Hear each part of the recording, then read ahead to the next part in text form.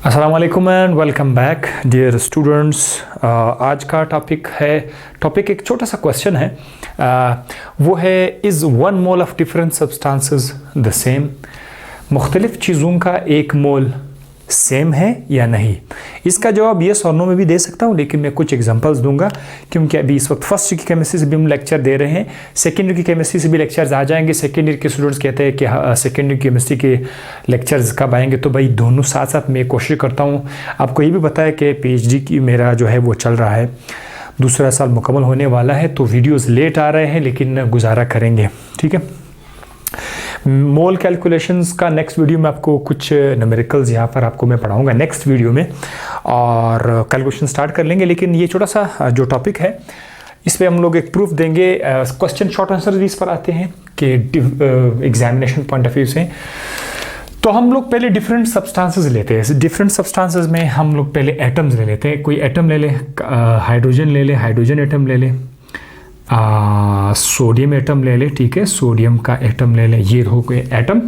Carbon भी ले सकते हैं आप, कार्बन का एटम ले ले। अब हम आते हैं मॉलिक्यूल या कंपाउंड की तरफ। अगर हम आ जाए तो एक मॉलिक्यूल में हमारे पास है H2O, ठीक है। दूसरा जो मॉलिक्यूल है वो है कार्बन डाइऑक्साइड, ठीक है। अब ये डिफरेंट सब्सटेंसेस हैं, हम इनका एक मोल लेते हैं। एक मोल, 1 मोल। अगर मैं हाइड्रोजन का 1 मोल ले लूँ, सोडियम का भी हम लोग कितना लेते हैं, 1 मोल ले लेते हैं। कार्बन का भी कितना ले लेते हैं, 1 मोल। पानी का कितना लेते हैं, 1 मोल। कार्बन डाइऑक्साइड का भी लेते हैं 1 मोल। आपको मैंने मोल पढ़ाया है, अगर आपने नहीं देखा है तो आप YouTube पे देखिए, मोल कॉन्सेप्ट बाय डॉक्टर आदि, तो आपके पास मोल भी आ जाएगा, ठीक है। मैं ऑलरेडी पढ़ा चुका हूँ। यूँ समझे कि ये मोल का प्रैक्टिस है। किसी भी चीज़ के एक मोल के लिए आपने करना क्या है, उसका जो मास है उस मास के साथ ग्राम लिखना है। कितना सिंपल है, उस मास के साथ सिर्फ ग्राम लिखना है। हाइड्रोजन का मास कितना है, हाइड्रोजन का मास 1.008 है, वो हम लोग लिखते नहीं है, जस्ट 1 के साथ आप लोग लिखते ग्राम। सो 1 मोल ऑफ हाइड्रोजन 1 ग्राम हो गया। अब आते हैं सोडियम का मास कितना है पीरियोडिक टेबल में, 23 है, 23 इसका मास है।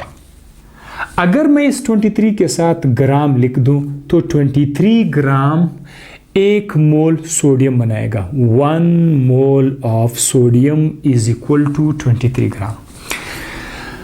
अच्छा, कार्बन का 1 मोल का मतलब क्या होगा कि कार्बन का जो एटॉमिक मास है पीरियोडिक टेबल में से वो कितना है, वो 12 है। तो आप 12 के साथ सिर्फ ग्राम लिख दे, ये हो गया। तो ये हो गया 1 mole of carbon is equal to 12 gram. 1 mole of carbon is equal to 12 gram. इसी तरह से ये तो एटम था। अब हम मॉलिक्यूल कंपाउंड की तरफ आएंगे। वाटर का 1 मोल कैसे आएगा। वाटर के 1 मोल के लिए आपको फिर से पीरियोडिक टेबल में जाना होगा। पीरियोडिक टेबल में H2O का जो टोटल मास है, अब इसमें हाइड्रोजन भी है, ऑक्सीजन भी है। हाइड्रोजन का मास 1 है और यहाँ पर टोटल कितने हाइड्रोजन है, 2, तो 2 हो जाएंगे। ऑक्सीजन का मास 16 है, तो 16 + 2 = 18। सो पानी का ओवरऑल मास, मॉलिक्यूलर या मोलर मास, वो है 18। तो 18 के साथ अगर मैं G लिख दूँ 18 ग्राम, तो पानी का 1 मोल जो है वो 18 ग्राम के बराबर है। इसी तरह कार्बन डाइऑक्साइड अगर आप देखोगे तो ये 44 ग्राम है। सो ये आप देख सकते हैं, मैंने कहा तो 1 मोल। सो ये सब 1 मोल ऑफ डिफरेंट सब्सटेंस। चीज़ें डिफरेंट है लेकिन सबका स्ट्रेंथ क्या है, 1 मोल। स्टूडेंट ये समझेंगे कि चूंकि ये भी 1 मोल है, हाइड्रोजन भी 1 मोल है, सोडियम भी 1 मोल है, तो ये दोनों सेम होंगे। सेम कैसे हो सकते हैं, ये 1 ग्राम है, ये 23 ग्राम है। तो मुख्तलिफ चीज़ों का अगर वो एक मोल है वो सेम नहीं हो सकती, वो डिफरेंट आएंगे, जैसे कि आपको मैंने इस मिसाल में बता दिया। So is 1 mole of different substance the same, हम लोग क्या लिखेंगे, no. Different substance, 1 mole of different substance may not be same, they may be different. जैसे कि यहाँ पर आपको मैंने एक एग्जांपल दे दिया।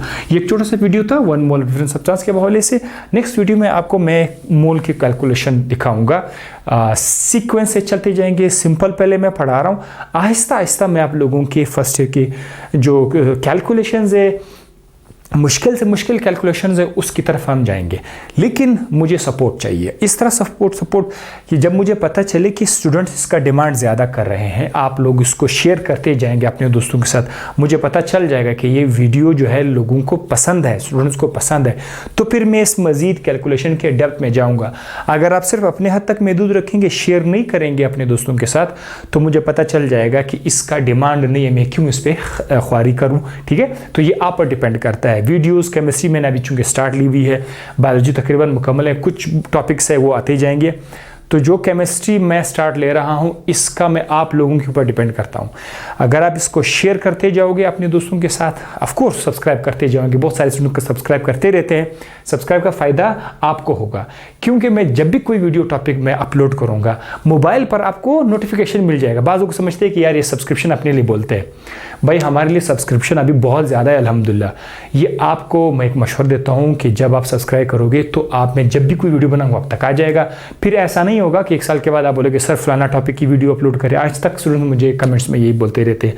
तो प्लीज़ ये सिर्फ ये चैनल नहीं, जिस चैनल पर, जी यूट्यूब पर आप जहाँ पर आप काम कर रहे देख रहे थे, उनको सब्सक्राइब करें ताकि आपको वीडियो मिलती जाए।